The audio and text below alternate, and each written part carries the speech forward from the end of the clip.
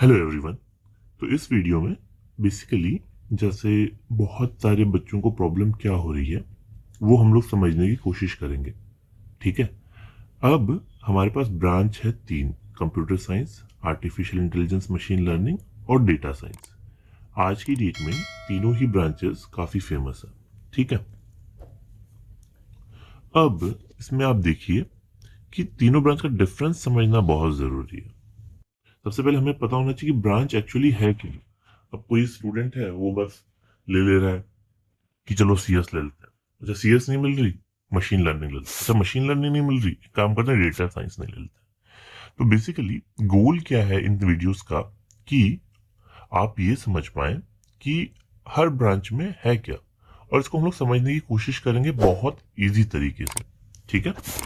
यहाँ पे मैंने ये तीन चीज ले ली है, तीन ब्रांचेस। कंप्यूटर साइंस ले ली है, आर्टिफिशियल इंटेलिजेंस मशीन लर्निंग ले ली है, और डेटा साइंस ले ली है। ठीक है। देखिए, कंप्यूटर साइंस का बेसिकली अगर आप देखेंगे तो है क्या कि कोई भी एक आपको एक सॉफ्टवेयर बिल्ड करना है, एक एप्लीकेशन बिल्ड करना है,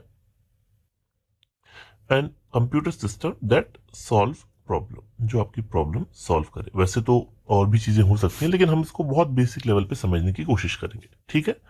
artificial intelligence and machine learning to make computer smart so that they can learn, think and take decision like human. ठीक है। मतलब आपको एक ऐसा सिस्टम बनाना है जो इंसानों के बिहाफ पे खुद की समझ से अपना डिसीजन ले सके। ठीक है। डेटा साइंस क्या है कि to exact the meaningful insight from the data and help in better decision making. जैसे ना, आजकल अगर आप बिजनेस में देख रहे होगे तो डेटा एनालिस्ट और ये सब लोग काफी सारे इस तरीके से। तो बेसिकली कोई भी डेटा साइंस का मतलब है कि डेटा के हिसाब से आप कोई डिसीजन लेंगे। ठीक है। अब इसको थोड़ा सा और नीचे है कि आपको क्या पढ़ना है। अगर आप कंप्यूटर साइंस में है तो सी सी लैंग्वेज हो गई, Java, Python, data structure and algorithm, operating system, database, computer network and software engineering.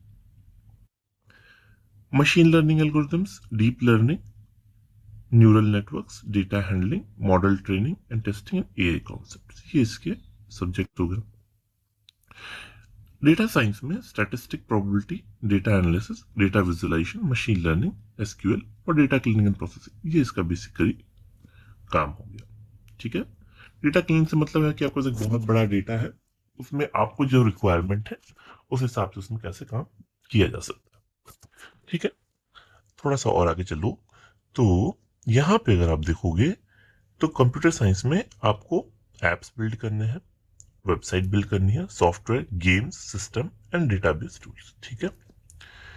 अब यहाँ पे एआईएमएल में आपको क्या करना है, you train a model that can predict and recommend to take decision. मतलब एक ऐसे जैसे मैंने पहले मेंशन किया कि आर्टिफिशियल इंटेलिजेंस मतलब आपको एक मॉडल ट्रेन करना है जो उस सॉफ्टवेयर को रन कर सके। अगर आप ह्यूमन है तो आप तो खुद रन करेंगे ही, लेकिन एक मशीन उसको किस तरीके से रन कर सकती है, और उस चीज को रन करने के बाद क्या उस पर फीडबैक है, क्या लोगों का रिस्पॉन्स है, किस तरीके से चीजें हैं, उसको किस तरीके से मैनेज करना है, वो हम लोग डेटा साइंस में सीखेंगे। ठीक है। एक रियल लाइफ एग्जांपल समझने की कोशिश करेंगे यहाँ पे।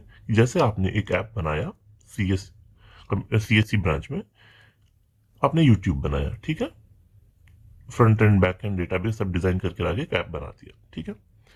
उस ठीक है, ये इस तरीके का एक ऐप हो गया। अब एआईएमएल में जैसे आप फेस रिकॉग्निशन जो आपका जो फोन में है वो फेस रिकॉग्निशन है, या थंब अगर आप लगाते हैं, फिंगर रिकॉग्निशन लगाते हैं आप, तो एक वो हो गया।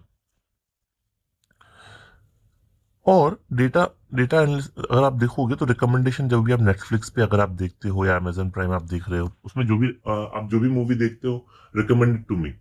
ठीक है। तो वो एक बेसिकली डेटा पैटर्न को अंडरस्टैंड करने के लिए वो ब्रांच हो गई डेटा साइंस। ठीक है। इसमें आपको programming, logical building, problem solving और सिस्टम डिजाइन, ये आपके अंदर स्किल होनी चाहिए। Python, machine learning, mathematics and model building. और डेटा साइंस में आपको Python, statistic, data visualisation, charts और ग्राफ, इसकी एक ठीक ठाक समझ होनी चाहिए। अब अभी सीएस की बात कर लें तो कोई भी प्रोडक्ट आपको बनाना है तो लगभग ये सारी कंपनीज में ही यूज हो रहा है। ये टॉप कंपनीज हैं, गूगल है, माइक्रोसॉफ्ट है, अमेजोन है। एआई की अगर आप बात करें तो ओपन एआई है, टेस्ला है, मेटा है, दुनिया भर की कंपनीज। डेटा साइंस की अगर बात करें तो नेटफ्लिक्स, जोमेटो, फ्लिपकार्ट, अमेजोन, दुनिया भर की जो जगह है जहां पे डेटा को मैनेज किया जाता है।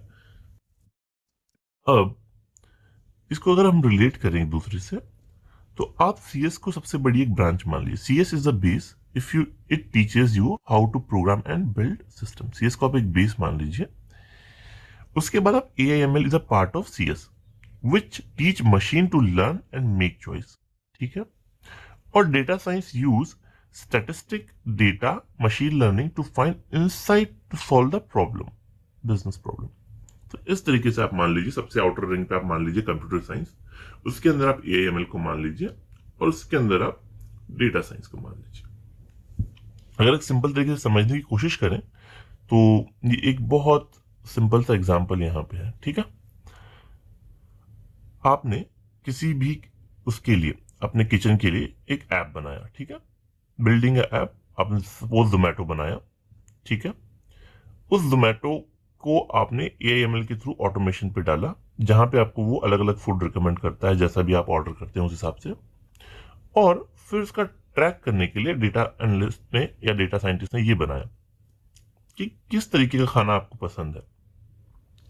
तो ये तीनों ही जो ब्रांच है एक दूसरे से लिंक्ड है वैसे, लेकिन ये एक सिंपल तरीके से मैंने समझाने के लिए आपको बता दिया है कि आपने एक ऐप बनाया, उसको आपने आर्टिफिशियल इंटेलिजेंस के साथ इंटीग्रेट किया, उससे आपने क्या किया कि उसका डेटा लिया और डेटा एनालाइज किया। और इन फ्यूचर अब डेटा आपने एनालाइज कर लिया तो आपको वो बता सकता है कि इस पर्टिकुलर रीजन में किस तरीके के लोगों को कितना खाना पसंद है या क्या खाना पसंद है। उस हिसाब से वापस से आपको रिकमेंडेशन और उस हिसाब से आपने अपने ऐप में चेंजेस कर सकते हैं। ठीक है। तो इस तरीके से आई होप मैं समझाने में थोड़ा सा आप लोगों को ईजी हुआ होगा।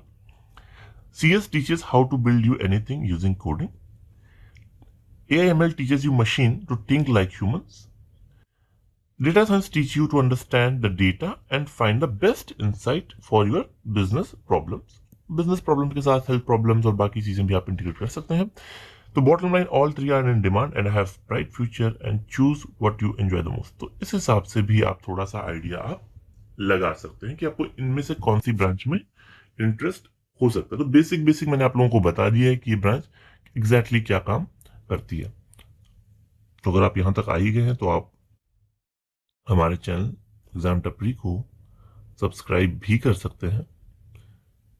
इवन आप रिकमेंड भी कर सकते हैं कि आने वाले वीडियोस हम हिंदी में बनाएं या इंग्लिश में बनाएं। तब तक के लिए थैंक यू, बाय बाय।